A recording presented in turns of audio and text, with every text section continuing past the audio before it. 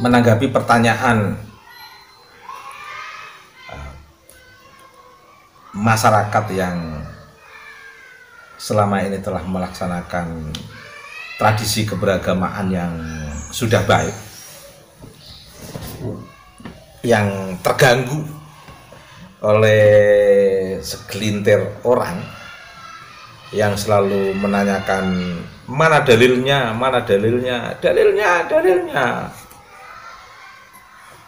dan mereka yang suka menanyakan mana dalilnya itu hanya punya prinsip semua yang tidak datang dari Nabi atau semua yang tidak dikatakan Nabi dianggap bid'ah, dan semua yang bid'ah itu sesat. Dilalahnya kok antara konsep selalu menanyakan dalilnya dengan pernyataan yang menegaskan semua yang tidak dikatakan Nabi bid'ah, semua yang tidak diperbuat oleh Nabi bid'ah, yang mereka kategorikan dolalah. Ini menurut saya sebuah pernyataan yang kelihatannya membela sunnah, kelihatannya ingin memperjuangkan sunnah, tapi sebenarnya kalau memahami pola model dakwah seperti ini, itu ada kepentingan kelompok yang tersembunyi yang perlu diwaspadai, yang mengatasnamakan sunnah. Mengapa? Karena pernyataan ini sudah nampak jelas dibuktikan di lapangan. Ada beberapa pandangan, sikap, pernyataan yang selalu dia tegaskan atas nama sunnah, mana dalilnya, semua yang tidak datang dari Nabi dikatakan bid'ah dan dolalah. Ini menandakan dia itu nggak paham sunnah, karena bertentangan dari apa yang menjadi visi Nabi di dalam menyebarkan risalah di muka bumi ini, bertentangan dengan visi Nabi, visi kehadiran Nabi di muka bumi, datang di sebuah masyarakat, ada sebuah tujuan besar yang ingin dilakukan oleh Nabi, dan itu benar-benar justru telah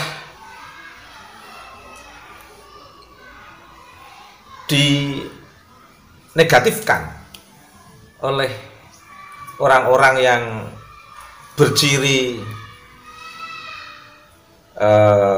kalau saya katakan firqah jenggot batuk gosong dan suka menyesatkan umat. Mengapa saya katakan tidak paham sunnah orang seperti ini?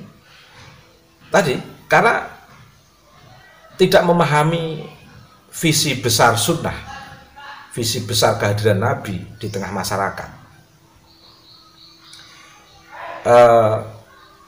Dan ini sebenarnya sudah sangat mereka pahami, dan mereka hafal betul terhadap hadis innama bu'istu liutammima makarimal akhlak, sesungguhnya saya diutus hanyalah untuk menyempurnakan akhlak. Mereka semua paham terhadap hadis ini, tetapi mereka melupakan sebuah kalimah yang berbunyi liutammima makarimal akhlak pada hadis ini. Kata liutammima itu maknanya adalah untuk menyempurnakan akhlak. Artinya apa? Sunnah Nabi, kehadiran Nabi itu bukan untuk menghapus tatanan sosial yang sudah baik, yang sudah mencerminkan nilai-nilai keutamaan, yang sudah mencerminkan sikap seseorang yang peduli pada kebenaran. Makanya ketika mereka memahami bahwa sunnah itu menghapus tatanan sosial, tradisi keutamaan, pandangan dan perilaku yang lebih memilih kepada kebenaran itu harus dihapus atas nama karena tidak sesuai dengan pemahaman mereka terhadap sunnah yang sebenarnya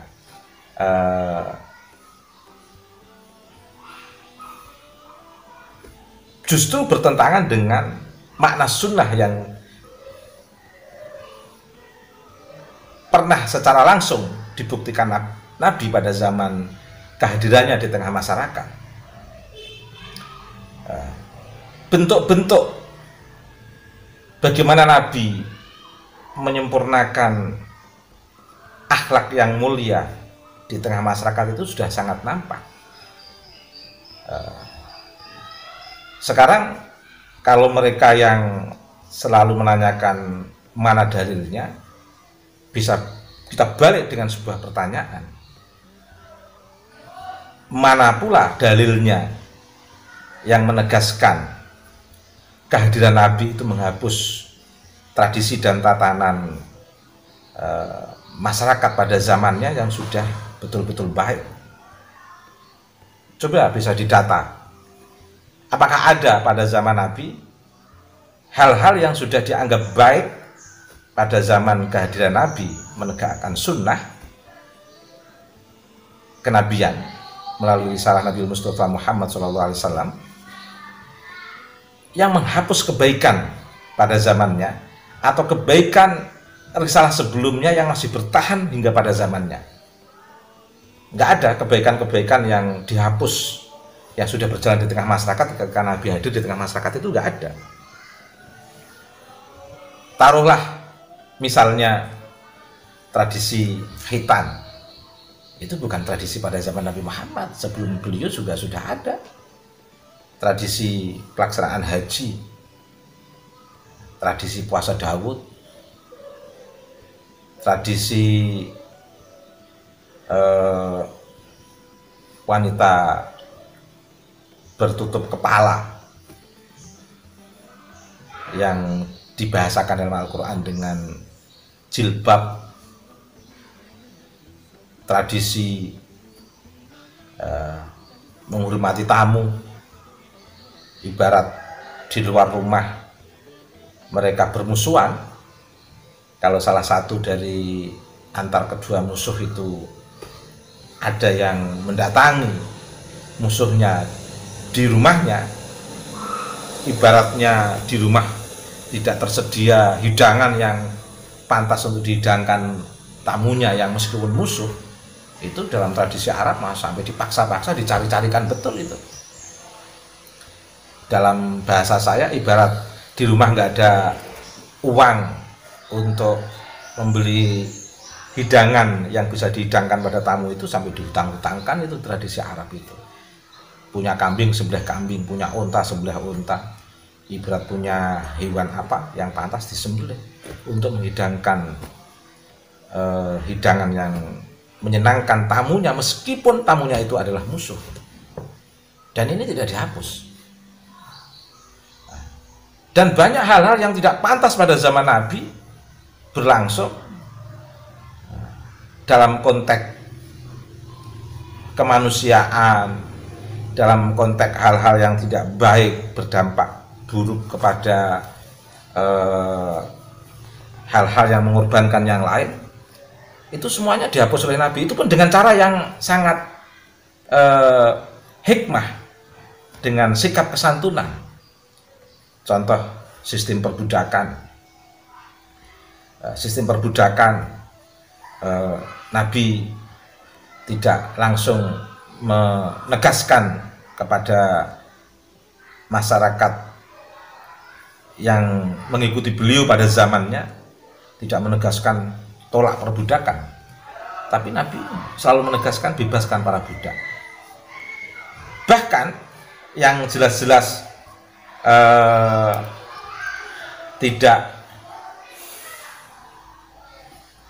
disyariatkan dalam risalah kenabian, dalam konteks kalau ingin meneruskan sebuah sistem kenasaban, menjalin keturunan harus melalui proses akad nikah. Untuk mereka yang perempuan-perempuan yang budak boleh digauli ketika masih masa perbudakan. Ini lirikannya apa? Anaknya nanti bisa menjadi merdeka. Coba bisa dipahami, untuk memerdekakan seorang budak tidak hanya membeli budak untuk dimerdekakan, tapi juga melalui proses sistem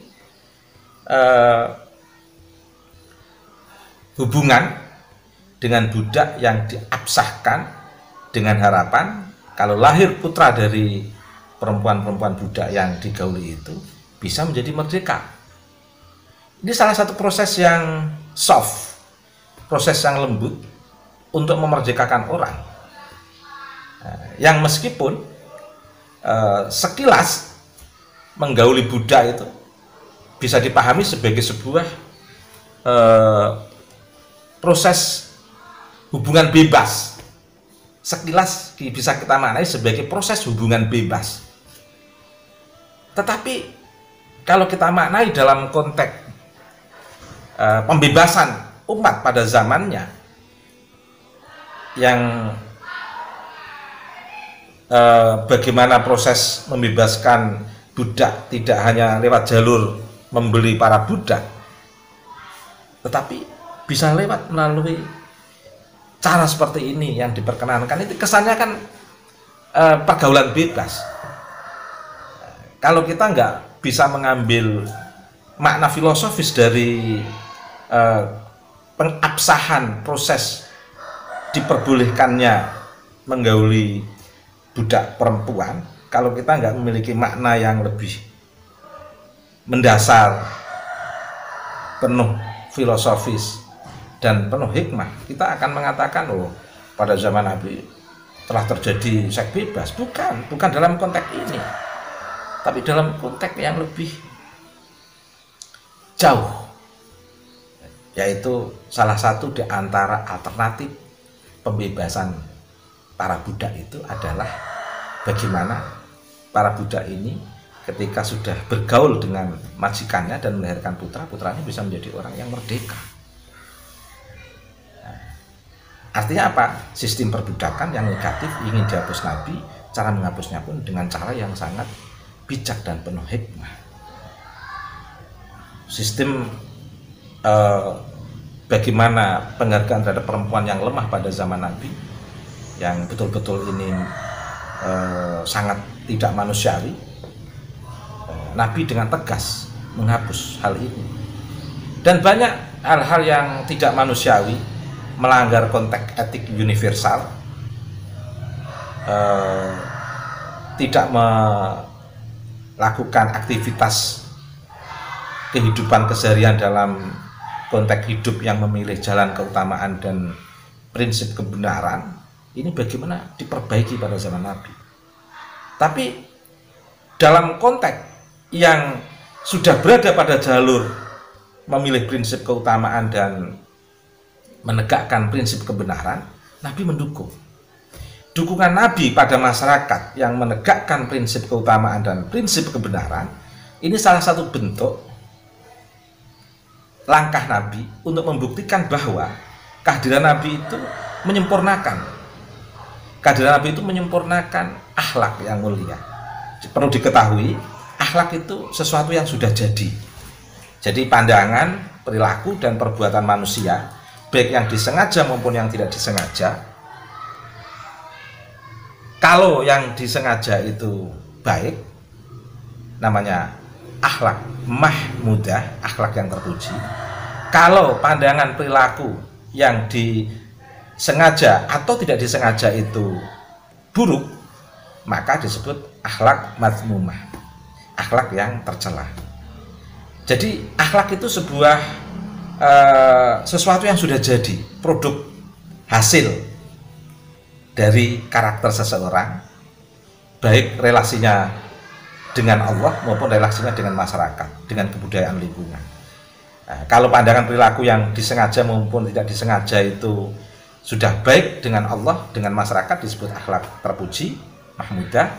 Kalau yang pandangan dan perilaku yang tidak baik, yang hubungannya dengan Allah, dengan masyarakat itu disengaja maupun tidak disengaja dilakukan oleh seseorang, disebut akhlak mazmumah, akhlak yang tercela. Lah, dalam konteks upaya menuju produk inilah Nabi melakukan proses pendampingan, pendekatan, pembinaan kepada masyarakat.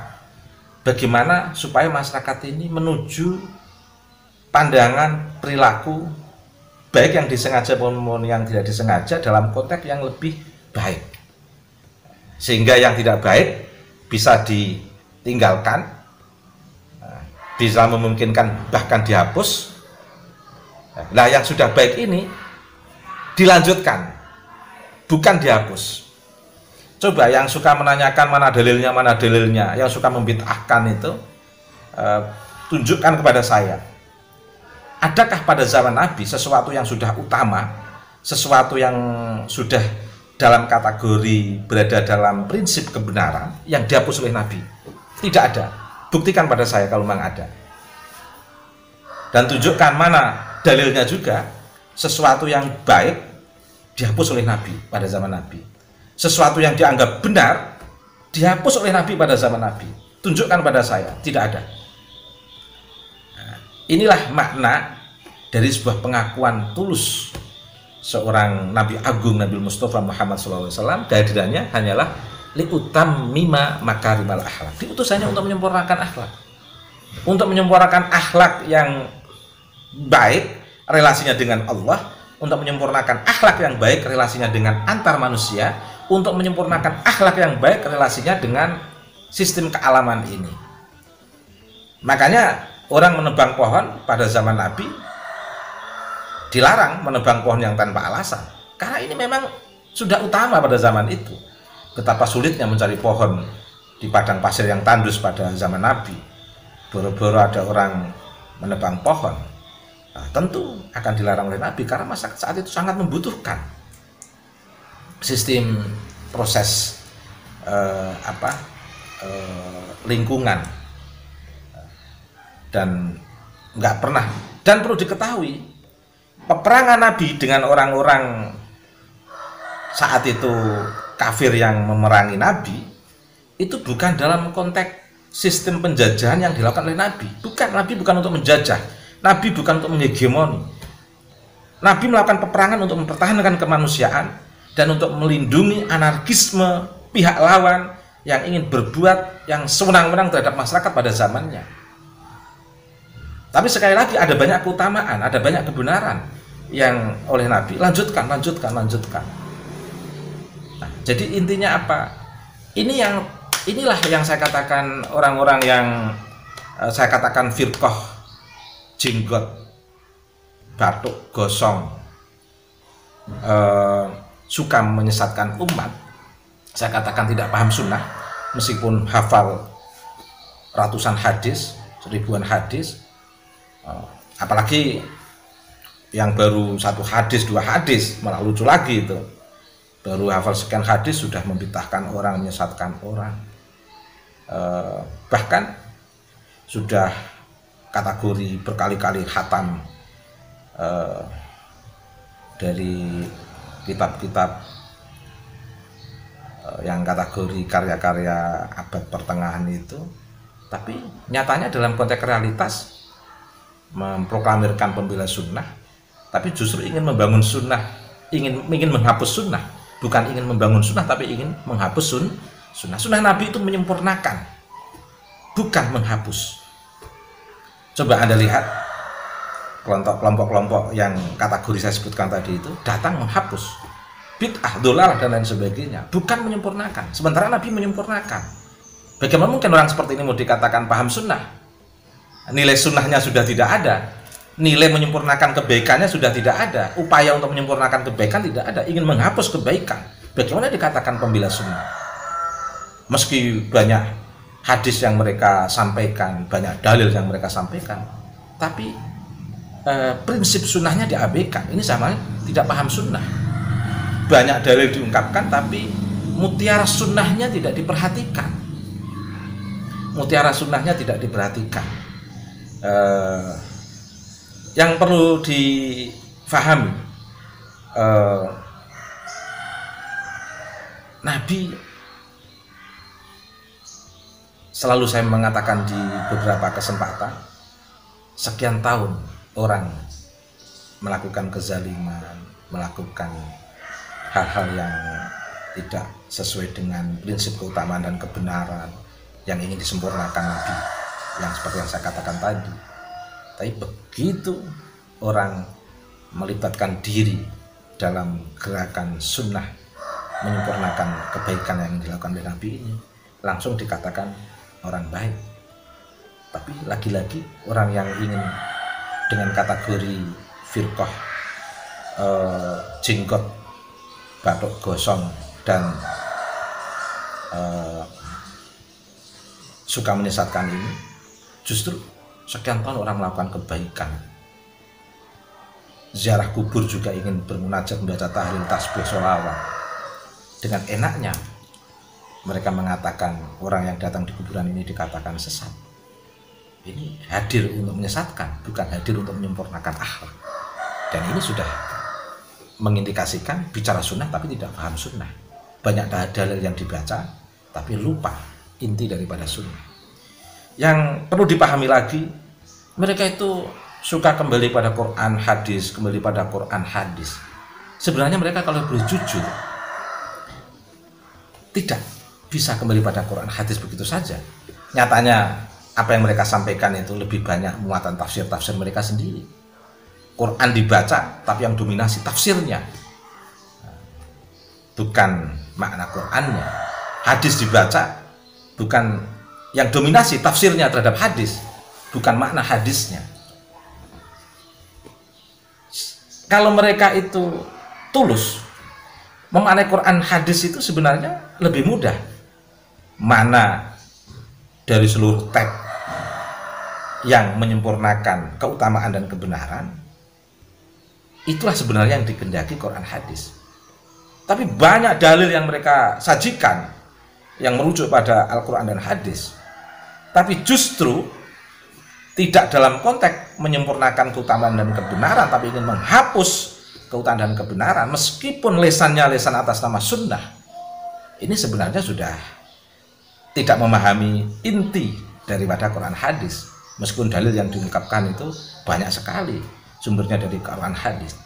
Pada intinya, akhirnya juga mereka yang selalu mengatakan kembali pada Quran hadis, kembali pada Quran hadis, akhirnya yang dikedepankan adalah tafsir-tafsir dia. Tafsir-tafsir dia yang suka menyesatkan, tafsir-tafsir dia dalam membaca realitas keberagamaan dalam konteks ini masyarakat Nahdien.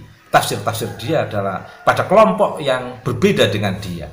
Pada intinya bukan, menurut saya bukan ingin menyampaikan sunnah mereka itu, tapi ingin mengedepankan kebanggaan kelompok yang mereka bedakan dengan kelompok yang sudah ada di tengah masyarakat ini, hanya untuk mencari bendera saja atas nama sunnah, tapi sebenarnya melupakan inti sunnah. Ingat, sebagai kesimpulan saya, inti sunnah adalah menyempurnakan akhlak yang mulia, bukan menghapus akhlak yang mulia. Akhlak yang mulia itu adalah akhlak yang menegakkan prinsip keutamaan dan kebenaran, relasinya dengan Allah, relasinya antar manusia, dan relasinya antar alam. Ingat itu. Terima kasih.